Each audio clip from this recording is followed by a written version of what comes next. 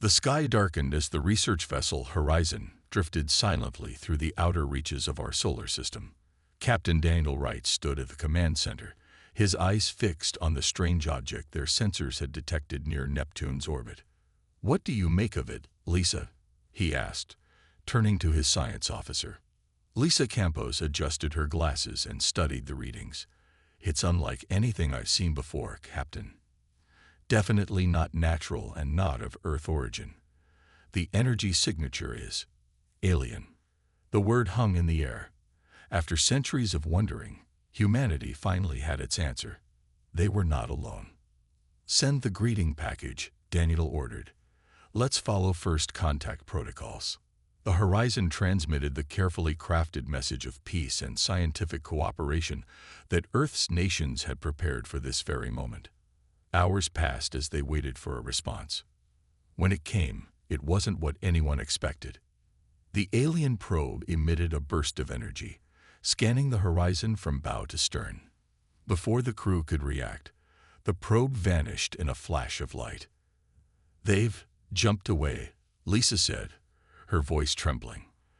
"The technology required for that kind of instantaneous travel is beyond our understanding." 3 days later, Earth received its answer. A massive ship appeared in orbit around Mars, dwarfing humanity's colonies. Smaller vessels deployed around it, forming a blockade. The transmission that followed was broadcast to every screen on Earth. "We are the Galactic Council," announced a tall, gray-skinned being with 4 eyes and an elaborate headdress. "I am High Minister Zortek. Your species has been assessed and found to be primitive, violent, and dangerous. For the safety of all civilized worlds, we will oversee your development." Daniel, now recalled to Earth, watched the broadcast with growing unease. "They're treating us like children," he muttered. Before Earth's governments could formulate a unified response, the Council made its intentions clear. 3 Martian outposts went silent simultaneously. Satellite imagery showed only smoking craters where thriving research stations had stood. "This is a preventative measure," Zortek announced in another broadcast. "Your militarization of space cannot be permitted." 437 colonists died in the attack. Among them was Alan Wright, Daniel's younger brother. The United Nations emergency session lasted for 72 hours straight. Representatives from every nation argued, pleaded, and finally reached a consensus. Humanity would not bow to intimidation. "We need time," said General Martinez, addressing the hastily formed Defense Committee. "Time to understand their technology, their weaknesses. Time to prepare." The Emergency Defense Coalition was born that day, uniting Earth's military and scientific resources under a single command structure. Director Olivia Garcia, formerly of NATO, took control of the EDC's operations. Her first act was to meet with Captain Wright. "I'm sorry about your brother," she said, her voice softening briefly before returning to its professional tone. "We need people who understand what we're up against, people with first-hand experience." Daniel's grief hardened into resolve. "What do you need from me, Director?" "The Council expects us to either fight foolishly or surrender completely." "We'll do neither. Officially, Earth will appear to comply with their demands while we prepare." Daniel nodded. "And unofficially?" "Unofficially, Captain Wright, we're going to show the galaxy why they should have left us alone." When the Council's ambassadorship landed in Geneva the following week, Earth's representatives presented a face of reluctant compliance. Meanwhile, in hidden facilities around the world, scientists reverse-engineered salvaged alien technology, and military strategists developed new tactics for a war unlike any humanity had fought before. The Galactic Council believed they had encountered just another primitive species. They would soon learn how fiercely Earth could retaliate when provoked. Director Olivia Garcia walked through the underground facility hidden beneath the Rocky Mountains. The air hummed with activity as scientists and engineers worked around the clock. 6 months had passed since the Mars attack, and Earth was preparing in silence. "Show me our progress," she ordered, approaching the main research area. Catherine Miller looked up from her workbench, where pieces of alien technology lay partially disassembled. The young engineer had been working 20-hour days since joining Operation Phoenix. "We've cracked their shield frequency modulation," Catherine said, pointing to a modified satellite dish. "By analyzing the debris from the Martian colonies, we've figured out how to penetrate their defensive systems." Olivia nodded approvingly. "And our own shields. Coming along. We can deflect about 60% of their energy weapons now."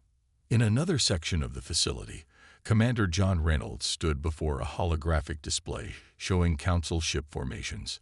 A former naval strategist, Reynolds had been tasked with developing tactics against an enemy with superior technology. They relied too heavily on their technological advantage. He explained to a group of military officers, "Their formations are predictable, almost arrogant. They don't expect resistance." Reynolds pointed to a simulation running on another screen. "Small, fast attack vessels can exploit gaps in their sensor coverage. Hit-and-run tactics will be our best approach until we achieve technological parity." Meanwhile, on the surface, humanity played its part. Council representatives walked freely through the United Nations building in New York, seemingly monitoring Earth's peaceful integration into galactic society. Vexnar, the Council's appointed overseer, stood 7 feet tall with blue-tinged skin and spoke through a translation device. "Your species is adapting well to its new status," he told the assembled human diplomats. "Continue your cooperation, and perhaps in a few centuries, you may petition for improved standing." The diplomats nodded and smiled, hiding their true thoughts behind practiced expressions. Later that evening, one of those diplomats, Sandra Collins, secretly transmitted Vexnar's schedule to EDC headquarters. Every word, every meeting involving the Council representatives was carefully recorded and analyzed. Back at the hidden facility, Daniel Wright reviewed the latest intelligence reports. "They're getting comfortable," he noted. "The Council believes we've accepted our place." "Good," Olivia responded. "Complacency makes them vulnerable." "What have we learned about their political structure?" Daniel pulled up a schematic showing the various species that formed the Galactic Council. "It's not as united as they want us to believe. There are at least 3 major factions constantly vying for influence." He pointed to different sections of the display. "The Urathi are militaristic. They wanted to simply eliminate us entirely. The Keltari see other species as resources to be exploited. And the Meridians, the smallest faction, actually advocated for peaceful contact." "Divisions we can exploit," Olivia mused.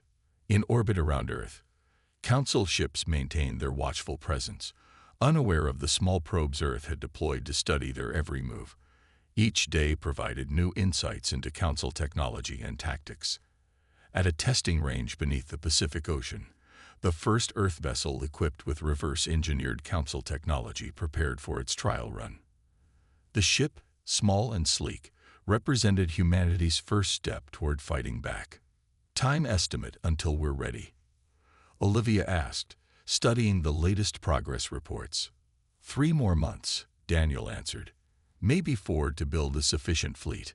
Olivia nodded slowly. "The Council believes they have centuries to keep us under their thumb. Let's show them how quickly humans can learn." As dawn broke over Earth's major cities, citizens went about their daily lives, unaware of the massive military buildup happening in secret. The silent preparation continued, day after day, as humanity readied itself for a fight that would shock the galaxy. Ryan Carter adjusted his appearance in the reflective surface of the transport ship. The genetic modifications made him look almost like a Keltari trader.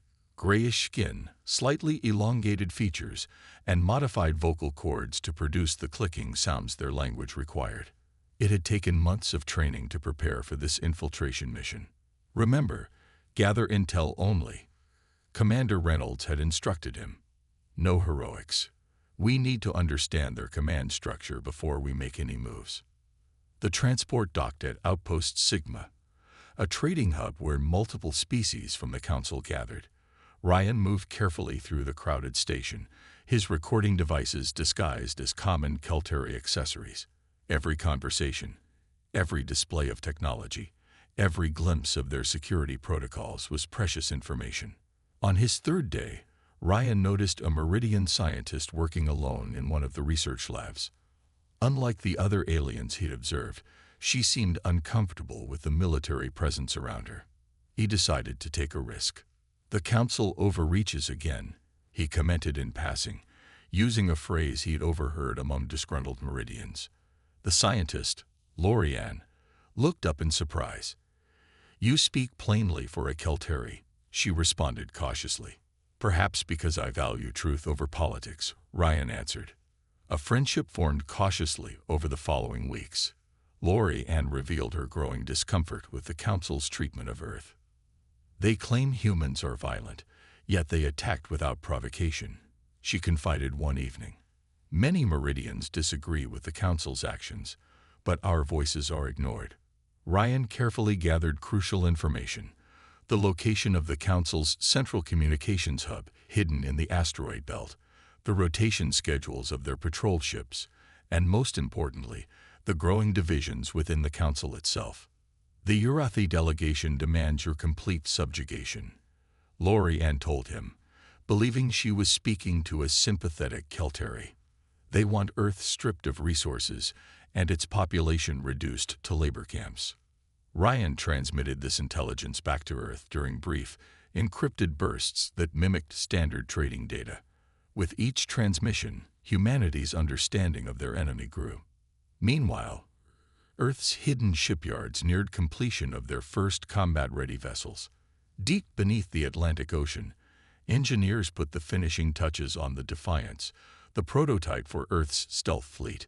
Catherine Miller supervised the installation of the propulsion system, based on salvaged Council technology, but improved with human innovation. "They rely on standard detection methods," she explained to Admiral Parker as they toured the facility. "Their sensors look for specific energy signatures and radiation patterns. Our ships emit neither." The Defiance was smaller than Council warships, but packed with Earth's new technology.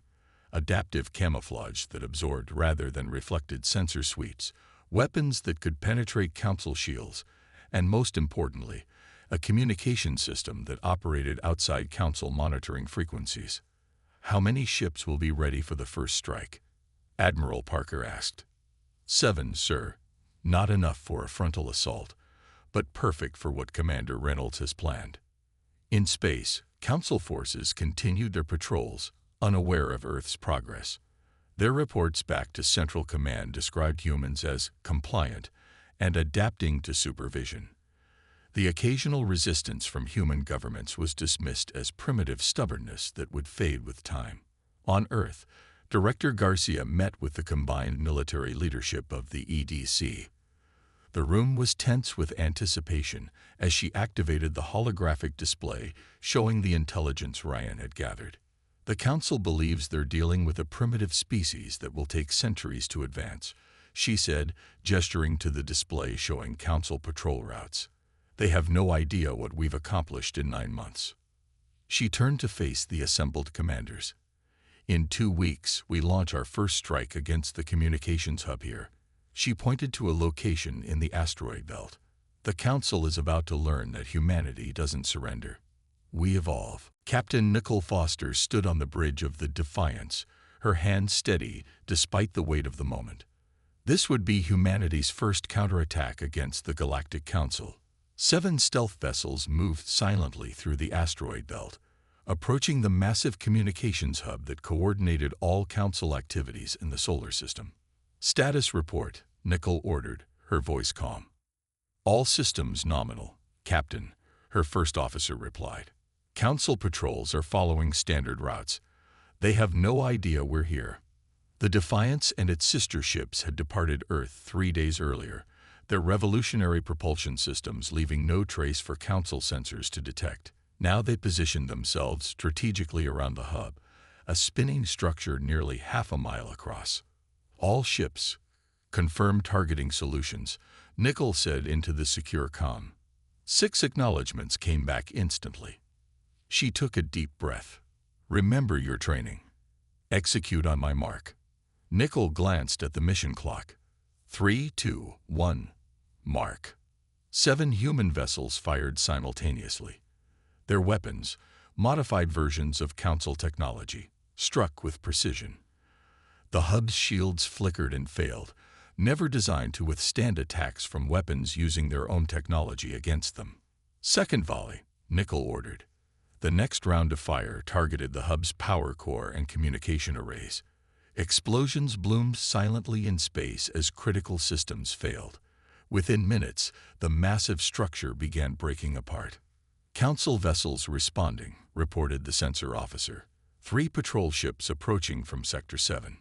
Maintain stealth protocols, Nickel commanded. Move to Phase 2 positions. The Earth vessels slipped away, using the asteroids for cover as Council reinforcements arrived.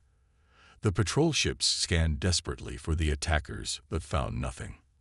Their commanders transmitted confused reports back to Council headquarters, unaware that those communications were now being rerouted through human monitoring systems. Aboard the Council command ship Dominance, High Minister Zortek received the news with disbelief. "Impossible," he growled, his 4 eyes narrowing. "Humans lack such capabilities." Council member Krathen, representative of the Urathi, slammed his fist on the conference table. "I warned the Council about these humans. They must be crushed immediately. Send the battle fleet to their homeworld." "We should investigate before overreacting," cautioned Soralin, the Meridian delegate. "Perhaps another species is responsible." While the Council argued, Admiral William Parker coordinated the second phase of Earth's attack plan. From his command center beneath the Pacific, he directed simultaneous strikes against Council supply depots across the solar system. "Team Alpha, begin your run," he ordered. 4 stealth ships accelerated toward a Council fueling station near Jupiter. Like the communications hub, it wasn't heavily defended. The Council had never expected attacks within what they considered secure territory. The station erupted in flames as precision strikes disabled its defenses and ruptured its fuel cells. Within hours, 3 more Council facilities suffered similar fates. Back on the Council command ship, the arguments grew heated. "This is no minor insurgency," Krathen shouted. "The humans have been deceiving us. They've developed weapons while pretending to submit." High Minister Zortek raised his hand for silence. "Deploy defensive units to all remaining installations. Increase patrols around Earth. These attacks are concerning but hardly a real threat to the Council's authority." His dismissive attitude would prove costly. As Council forces rushed to protect their primary facilities, smaller human strike teams hit secondary targets that had been left vulnerable. On Earth, Director Garcia watched the tactical display as reports of successful strikes came in. Beside her, Commander Reynolds nodded with satisfaction. "Phase 1 complete," he reported. "Minimal casualties on our side. Council forces are scrambling, just as we predicted. And now they know," Garcia said quietly. "They know we're not so primitive after all." Reynolds smiled grimly. "This is just the beginning. By the time we're done, the entire Galactic Council will understand why attacking Earth was their greatest mistake." In space, Captain Foster's fleet regrouped, preparing for their next target. The first blow had been struck, and humanity's fierce retaliation had only just begun. The Galactic Council's emergency session erupted into chaos as species representatives shouted over one another. 3 weeks had passed since Earth's first strike, and human forces had hit 17 more Council facilities. The elegant Council chamber, with its towering crystal pillars and floating platforms, now hummed with tension and fear. "The humans destroyed another supply convoy yesterday," reported General Krill of the Urathi forces. "They appear from nowhere, attack, and vanish before our ships can respond." High Minister Zortek's composure was cracking. What he had dismissed as a minor annoyance had grown into a serious threat. Council ships were refusing to travel without heavy escorts, and supply lines were breaking down. "How are they evading our sensors?" he demanded. No one had a satisfactory answer. Council technology that had dominated the galaxy for centuries was proving ineffective against Earth's guerrilla tactics. Soralin, the Meridian representative, rose from her seat. Though smaller than the other council members, her clear voice carried through the chamber. "Perhaps it is time we acknowledged our error," she suggested. "The unprovoked attack on their Mars colonies may have been a grave mistake. I propose peace negotiations." Krathven's scales darkened with rage. "Negotiate? With primitives? The Urathi delegation will withdraw from the council before we stoop to treating humans as equals." Meanwhile, Commander Madison Harris led her squadron through the rings of Saturn, using the ice particles to mask their approach to the council's primary shipyard. This was the most ambitious human operation yet, a direct strike at the council's ability to replace their losses. "All ships maintain formation," Madison ordered. "Remember your targets and stick to the timetable." 12 Earth vessels, each carrying specialized demolition teams, approached the massive orbital facility. Council ships under construction hung suspended in magnetic cradles, vulnerable and unshielded. Deploying boarding teams, Madison announced as her ship slipped alongside a council cruiser. Engineering teams in spacesuits crossed the void between vessels, carrying devices designed to disable rather than destroy. "We want their technology intact," Director Garcia had instructed during mission briefing. "Disable the shipyard but preserve as much as you can for study." The operation proceeded with precision. Human teams moved methodically through the shipyard, planting devices that overloaded control systems without destroying the valuable technology. Council security forces, caught completely unprepared, offered minimal resistance. Back on Earth, Ryan Carter received an urgent message from his Meridian contact, Lorianne. He met her in a secure location, alarmed by the risk she was taking. "The Council is fracturing," she told him, her voice trembling.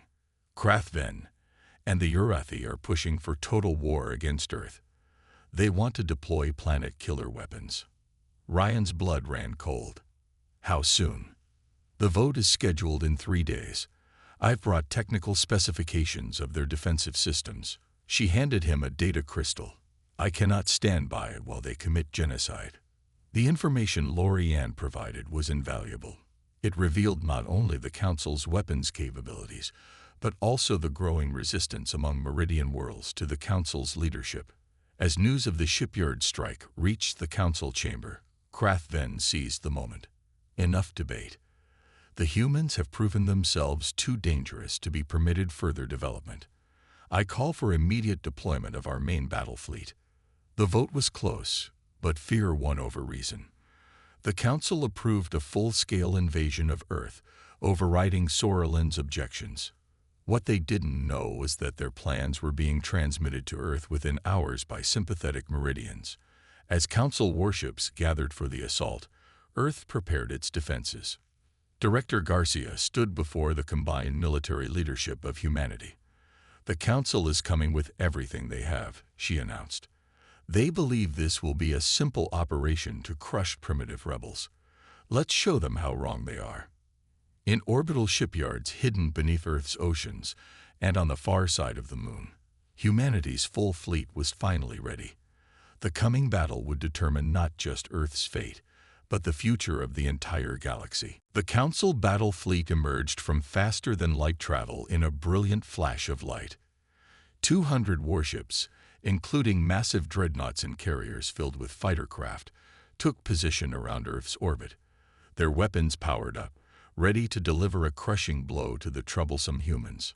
On the flagship Dominion, High Minister Zortek watched with satisfaction. "Send the demand for surrender," he ordered. "Give them 1 hour to comply before we begin the bombardment." The message was broadcast to every screen on Earth: surrender immediately or face extinction. In response, Earth remained silent. No transmissions, no pleas for mercy. Just silence. "Prepare the first strike," Zortek commanded after the deadline passed. "Target their major military installations." The Council ships moved into attack formation, unaware they were being closely watched. Hidden in Earth's orbit, concealed by new stealth technology, waited humanity's defense fleet. 50 ships, smaller than the Council vessels but packed with adapted alien technology and human innovations. Captain Eric Johnson commanded the space battle from the bridge of the Retaliation, Earth's first true battleship. All ships in position, his tactical officer reported. Eric nodded gravely. Activate the defense grid. Across Earth's surface and in orbit, hundreds of previously hidden installations powered up simultaneously. A web of energy shields formed over the planet, technology reverse-engineered from Council designs, but modified and improved. The Council's first volley of weapons fire struck the shields and dissipated harmlessly. Zortek stared in disbelief. Impossible. They cannot have such technology.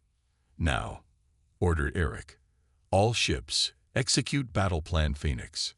Earth's hidden fleet decloaked and attacked from all directions at once. Unlike the previous hit-and-run tactics, this was a full engagement. Human vessels targeted Council ships with precision, focusing on propulsion and weapons systems rather than attempting to destroy the much larger vessels outright. On the ground, Colonel Benjamin Ross coordinated the defense of key installations.